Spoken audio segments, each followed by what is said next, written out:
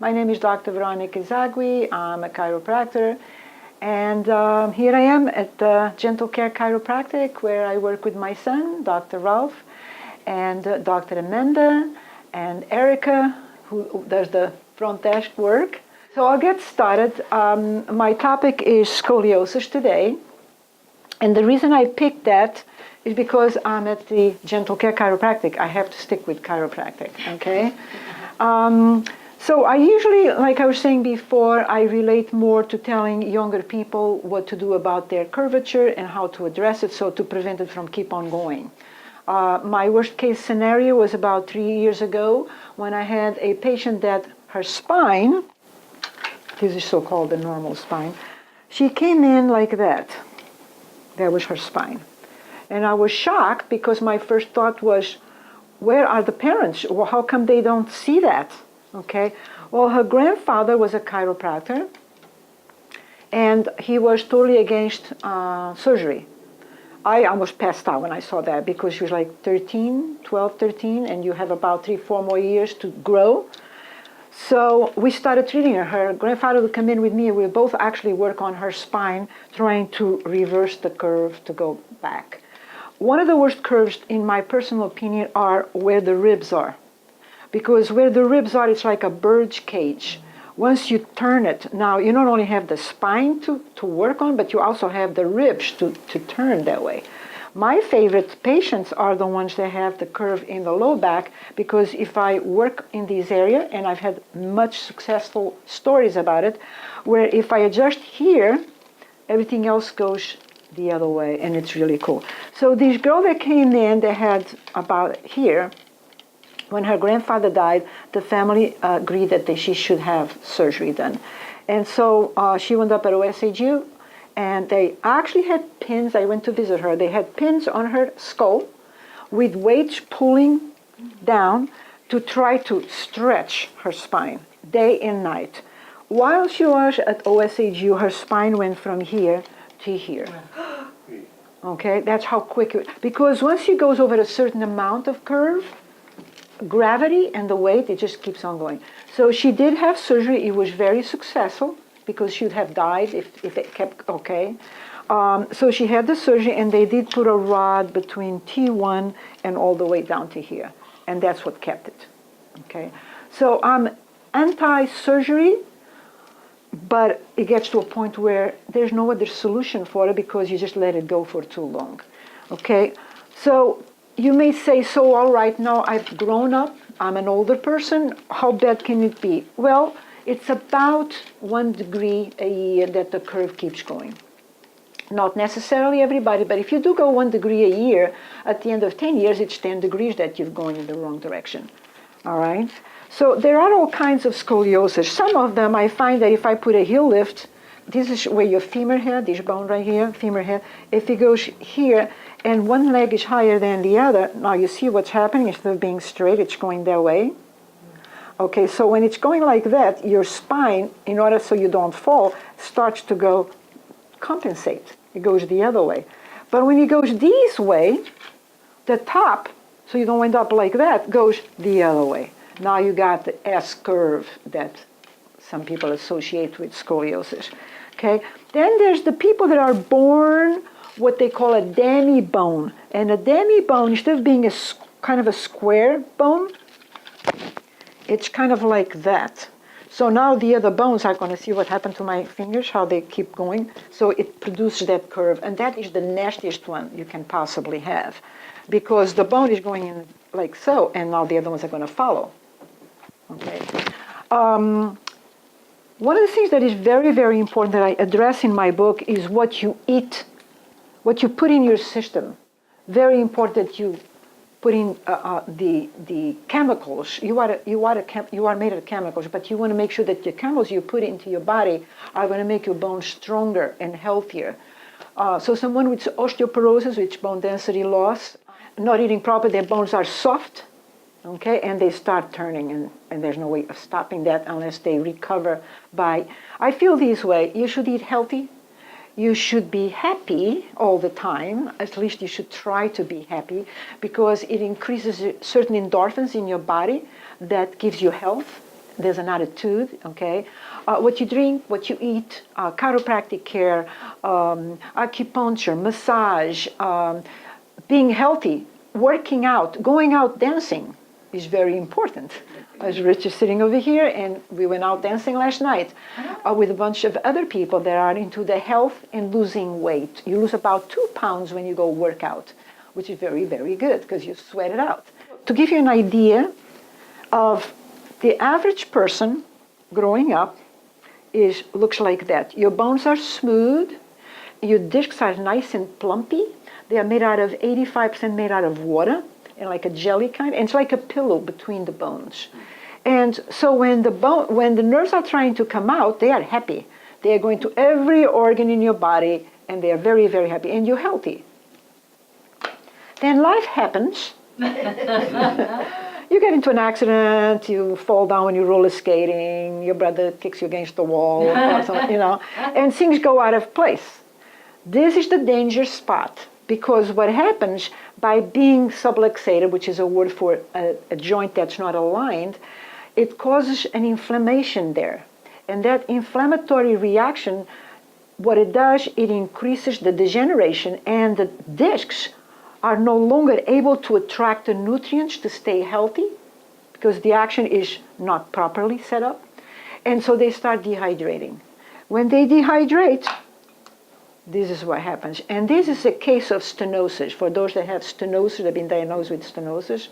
So basically the bone is going into the next one. They're spurring into each other, narrowing where the nerve is coming out. And those nerves are part of your spinal cord and your brain. Okay? So what do you think would happen if we were to cut the nerve that goes to your liver? It wouldn't work too well. You die. Sorry, but you die. Okay, so the nerves are, so every nerve in your body. So what would happen if you're getting the degeneration, you're not getting adjusted, and you're compressing the nerve that's going to your liver? Do you think your liver is going to work very good? Okay, so you don't die, but it's not doing very good. Okay, so there's all kinds of normal, phase 1, phase 2, phase 3. When you're on phase 1, it's a very good phase because you can reverse it to go back. You cannot recover the same amount of disc space you had. So all of these affect you if you have scoliosis. Okay. I wrote this book, I think it was 2001, something like that, because I had a patient that, this young girl, she's actually in this book. When she came in, she saw her x-ray and she passed out. Her parents had not shown her the x-ray, and she saw her x-ray and she just fainted.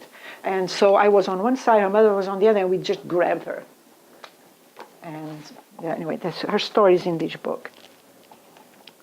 Does anybody have any questions? What happened to the girl?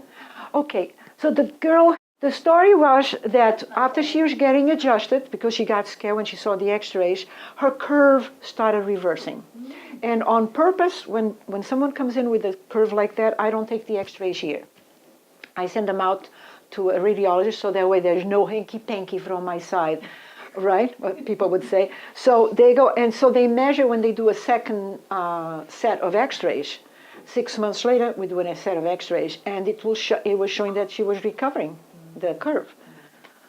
I even went to her house to show her what exercise to do to reverse the curve. I worked real hard on her. And then one day she stopped coming in. She didn't feel like coming in. Guess what happened at the end of the next 6 months? Her curve not only went the other way, but it went further the other way. And that was the last I've heard from her. I called her a few months ago. She got married, and that's all I know, that the kid got married. Yeah. So any other questions? Talk about preventative. Preventive. Okay. The best thing you can do for prevention is when you are younger. And I wish I had somebody here young. I would show you what a scoliosis looks like. You want to be? Okay, come on up front here. I'll show you. That to the kid, you look at the child this way, and you look at the child and you notice that the shoulder is higher than the other. Okay, there's a problem. Stay that way and turn. So what's happening to this poor child, he's maybe 12, 13 years old, his curve is actually going out there, yeah, and it's staying that way. So we need to go in there and adjust, make the movement, and so with exercises, eating healthy, and getting adjusted manually. I'm sorry to say that, manually. We also hang our patients upside down on a table. Yes, for gravity to help opening the back. Then the other thing you can do at home is have your shoulders straight.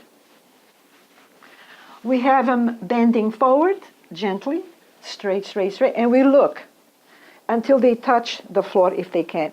And if they get a rainbow on one side versus the other side, that is the curve they have coming. And you can see when you look from back here, they have their shirt off, and you can usually see it, the curve goes up here, or the curve goes up there, or both. You can actually see that. Come on up.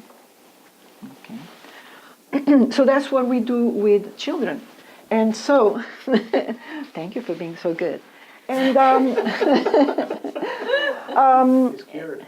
huh? He's cured. He's cured. Look how straight he is. He's straighter than me now. It runs usually in the woman's side, the female side. Okay, it's the female side that's responsible for the scoliosis. Sometimes, like I have a patient, a mom, she has 5 or 6 children that used to come in. They all had scoliosis, all of them. They actually met me here like 9 years ago, I guess. All the kids, all the scoliosis, and this was proven with x-rays, it's gone. The scoliosis is gone. They all recover from the scoliosis. And they have to continue the exercises? Half and half. Half and half, yeah.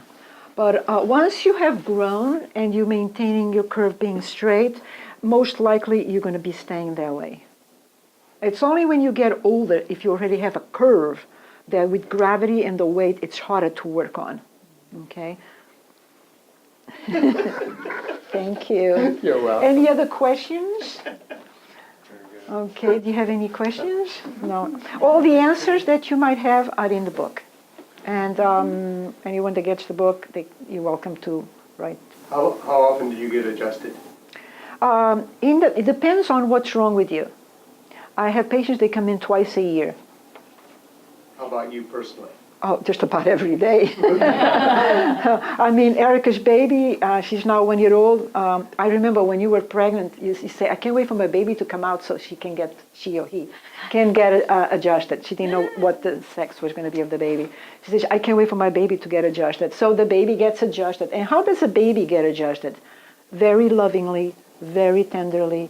You got to remember the baby got pulled by the head, or worse than that, cesarean, and they lose their stress chemical that they need to come out the normal, so-called normal way. So it's more drastic when they are actually that way, cut and pulled out. So they're missing that, and they fall. They're learning to walk. They fall down. They don't know what a wall is, what a corner is. They just go right into it when they, right? So yeah, Erica gets adjusted. Dr. Amanda back there, she adjusts me. I adjust her. She does manual adjustment more than, my technique is more lighter. But for people with scoliosis, I usually oversee the work, like if it's with my son, Dr. Ralph or Dr. Amanda will do the manual adjustment because that's what they actually need more of an input in there. Okay? Thank you. Thank you. Very Thank you. Thank you. Thank you.